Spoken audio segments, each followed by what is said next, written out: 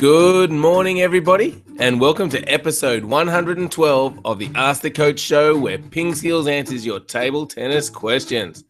Today, we'll be discussing power versus placement, the contact on the ball of a forehand topspin, practicing your serve till it hurts, and we'll help one PingSkiller decide if he should play in a tournament.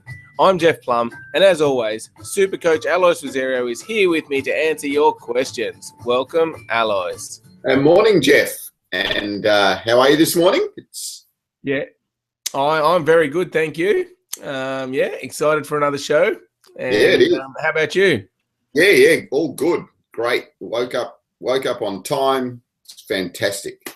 Ready to go. There you go. Well, I actually went for a run yesterday, Alois. My blood pressure is a little bit high, so the doctor said I need to, exercise more, lose weight, or I've got to start taking some medication. So I went for a big 10K run yesterday. Oh, 10Ks, that's good. When I was up in Alice Springs, I had a chance to do a lot of walking and jogging, and I also got a Fitbit.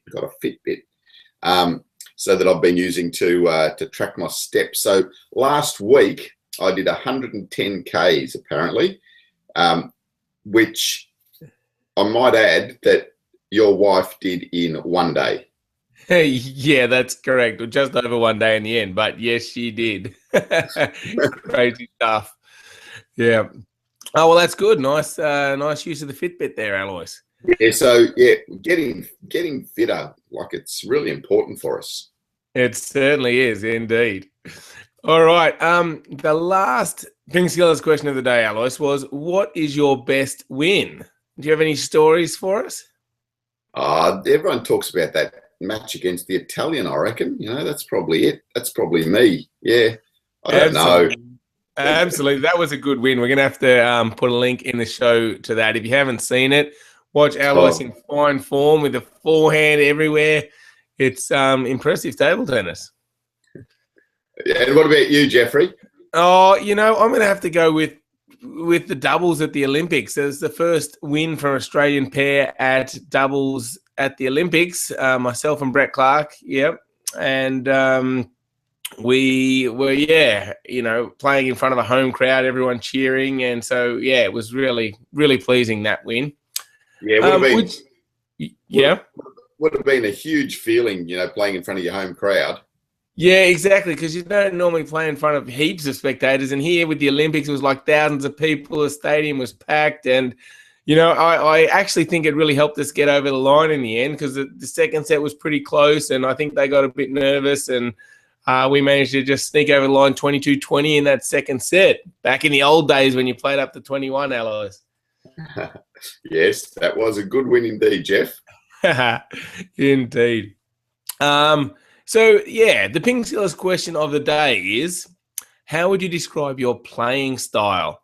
So head on to the website, go to pingskills.com, click on the blog link, you'll find this show, and leave a little comment to say, how would you describe your playing style? Interested to hear your thoughts. Now, talking about doubles at the World Championships, Alois, the Australians have snuck in and been seeded number 18, only one behind Timo Boll and Ma Long. So that's the pairing of David Powell and Kane Townsend.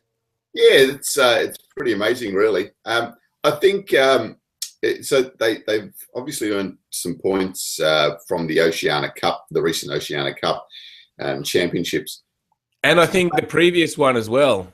Yeah, and I think the real problem here is that Boll and Ma Long haven't been seeded that high. I reckon they're a pretty good chance, and being seeded down at number 17, I don't know. I don't think they're the only the 17th best team in the tournament. So so it's quite interesting here, Alois, because what do you do? Do you just get someone to seed them based on their own thoughts? I mean, that's open for a lot of interpretation, and then you get a lot of people coming up and saying, oh, well, why'd you do this, Or do you just put some rules in place and follow those rules and give the points accordingly and then come up with the seeds? Yeah, it's always difficult, isn't it? I mean, probably the human mind, we process so many things to think about who we think would be better. And it's hard to put that down in a program or on paper, isn't it? I mean, Zhu Xin and Zheng Zike are only seeded 7th as well, just behind Kuzmin and Blasov from Russia. So yeah, I mean, if we look at that, we see, well, I know who I'd rather play, but yeah, it's hard to actually put that down into some solid, programming or logic on paper. Yeah. And I guess the advantage of going just with the logic is that that's the seeding and there's no arguments about it. I mean, I know that in the tennis, they just use like a rolling 12 months. So if someone's injured for 6 months, they kind of miss out on a lot of points and they come back in seeded quite low and have to work their way back up through. That's just how the system works. So I don't know. Anyway, if you've got any thoughts, leave a comment and let us know what your thoughts are about the seeding process for the World Championships, especially with the doubles. Yeah, and do you think that Bowl and Ma Long are a chance? Yes, or are they really the number 17 seed? Are they the 17th best team in the world? All right. Yeah, so I think, we're all looking forward to that. And as we mentioned the other day, Alois, you have got some secret plans that might help those Aussies beat Ma Long and other Chinese people. So we've got some, secret advice coming out very shortly. I'm looking forward to seeing what tactics you're going to use or help give the Aussies to beat the Chinese. Yes, we will see. We will see tonight. Indeed. All right. Should we move on to some questions? Are you ready, Alois? I'm ready. All right. Okay. First up, we've got one from Ilya, who says, I recently changed my tactics from playing with power to playing with placement. But once in an open rally, making a placement decision takes time, so I can't make a full swing for a topspin. How can I start playing topspins with placement instead of hits?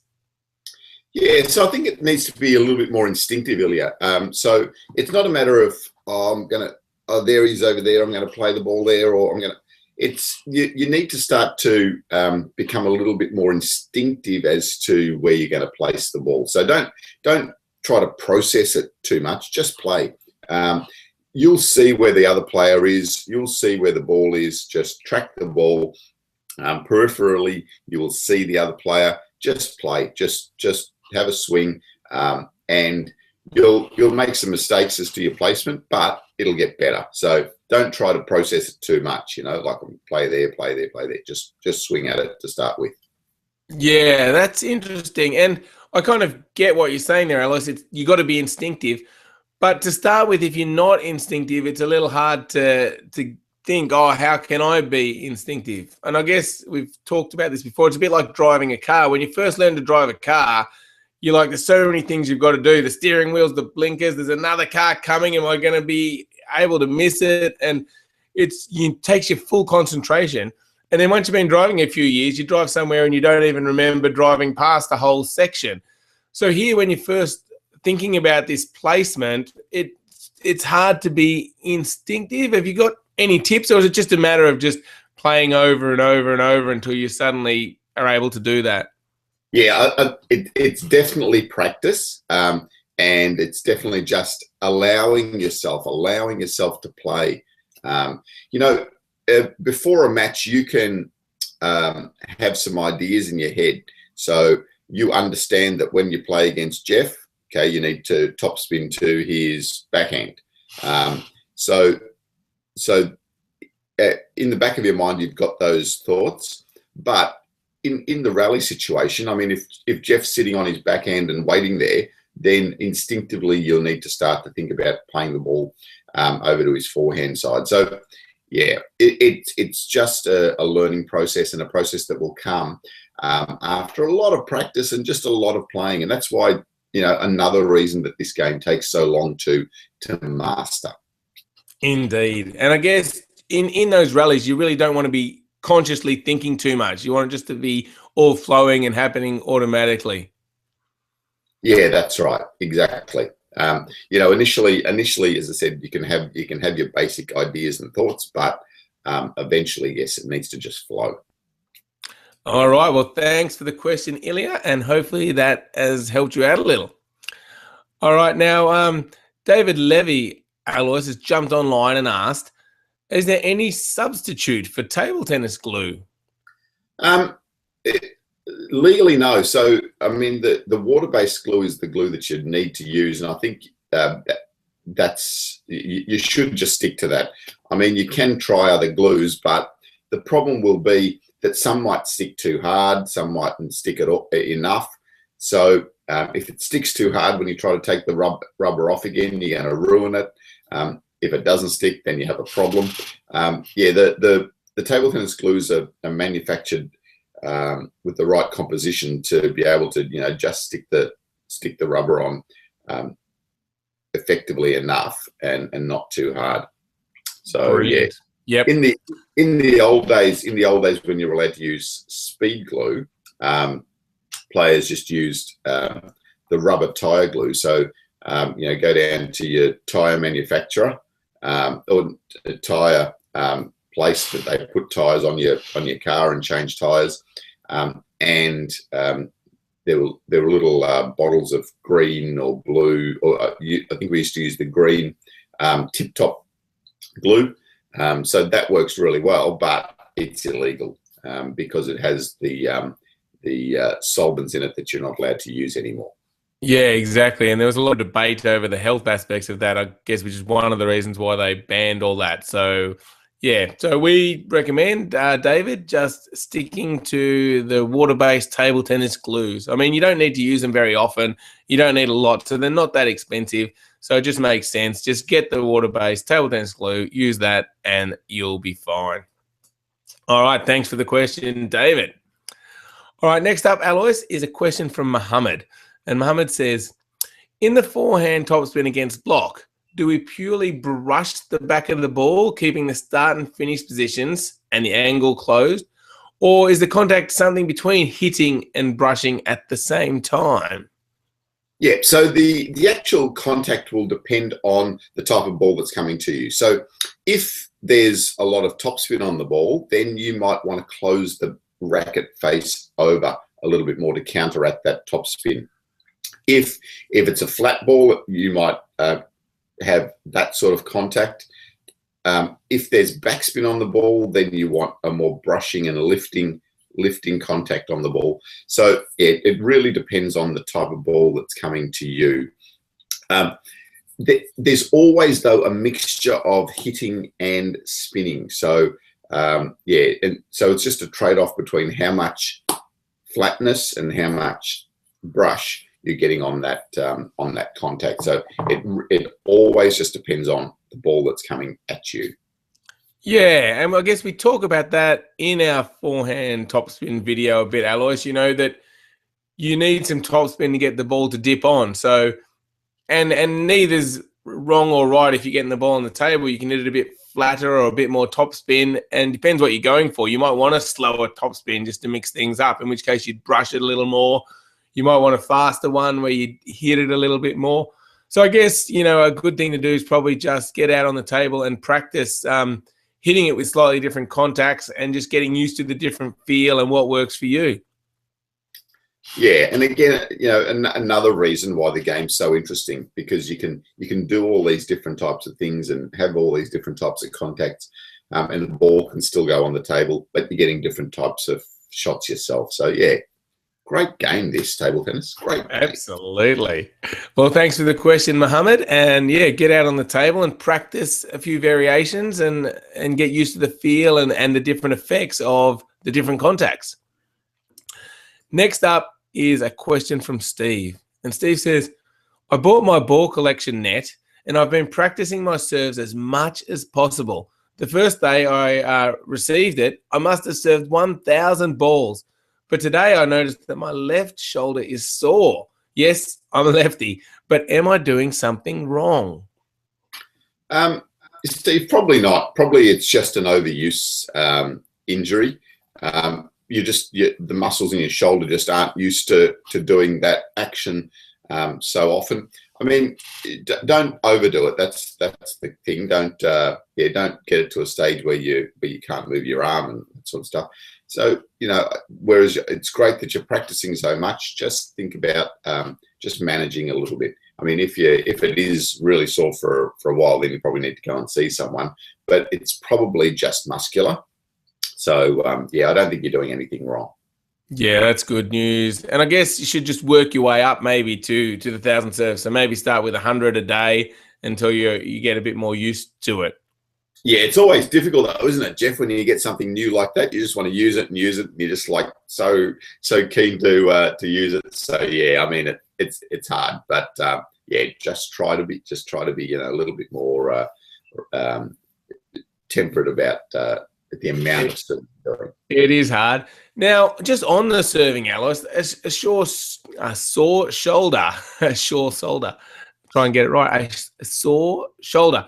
Now, should you be using your shoulder very much, or should you be trying to use your forearm and wrist more? And, could you be tensing up here, and is it better to be relaxed? Just a few tips on serving for us, Alois. Yeah, you probably can relax this a little bit. So often with the pendulum serve, especially if you're a little bit shorter, you need to get that the bat up reasonably high. So that's probably the movement that is causing that pain here in the shoulder. So yeah, I mean, you can relax it a little bit. Try to relax it as much as you can, and lift your bat up higher. So yeah, that's probably something that you can do to help with that soreness as well. But yes, and for that type of serving, which is the more important movement to be getting the bat moving fast? It's the relaxation here in the wrist and the forearm is the important part there. So Great. Yeah. Excellent. All right. Well, hopefully, Steve, you've just got a slightly sore shoulder from doing it too much. And yeah, good to hear you've got the new net catcher and you're practicing your serve heaps. I hope it's helping out. And I would like to know how many of our PingSkillers can say sore shoulder 10 times. Yes, let us know if you can do it. Sore shoulder, sore shoulder, sore shoulder, sore shoulder, sore shoulder, sore shoulder, sore shoulder, sore shoulder, sore shoulder. Ah, it's too hard, Alois. I give up. All right. Next question from Lucas. So the tournament is in 2 weeks from today, but I just found out that I'm able to compete in another tournament the week after. Should I sign up for that tournament too, or should I just play the first one? Also, do you have any tips? So Lucas, I think enter the other one. I think playing tournaments is a really good eye-opener for a lot of players, because you can get to see a wider range of players. You often get to see some better players, get to play against better players. So yeah, go for it. Play the other tournament. As far as tips, just learn as much as you can. Get out there, just watch. If you get a chance to see some of the even better players, watch what they do. See what type of serves they do. See what type of strokes they do. See how they move. Yeah, it's just a great experience, and you might meet new table tennis people, and even find some new practice partners. So just use it. It's great. Tournaments are fantastic. Absolutely, yeah. Get involved. Alois, people should go to our website, pingskills.com, where they can sign up for our free newsletter, and we'll keep them updated with all sorts of great information in the newsletter, like the secret plan you've got for the Aussies to beat the Chinese, probably coming out later tonight. So if you're on the email list, you'll be first to know. Plus, we filmed a video on the forehand flick in HD, so that will be coming out soon. I've just got to make the final few touches on my editing. So yeah, sign up for our newsletter and be the first to know when all the videos come out. And there's also other great stuff on there. There's the PingSkills Vault, where you can record tactics to use against different players. We've got lots of other good stuff for premium members. So if you're not a premium member, try that out. You'll learn all about serving. We'll give you a 52-week training course. There's master classes that go along with that, match strategy videos. We've got everything covered. So try out our premium membership at pingskills.com. All right, Alois, well, that wraps up show 112. Do you want to give any more information about this secret plan, or are you just going to stay quiet for the moment? Shh. All right. Well, thanks everybody, and thank you, Alois. We will catch you tomorrow, and look out for this video on the secret plans of how Alois is going to help the Aussies beat China. Bye. Okay, look out for it. Have a great day. Bye. See yous. Bye.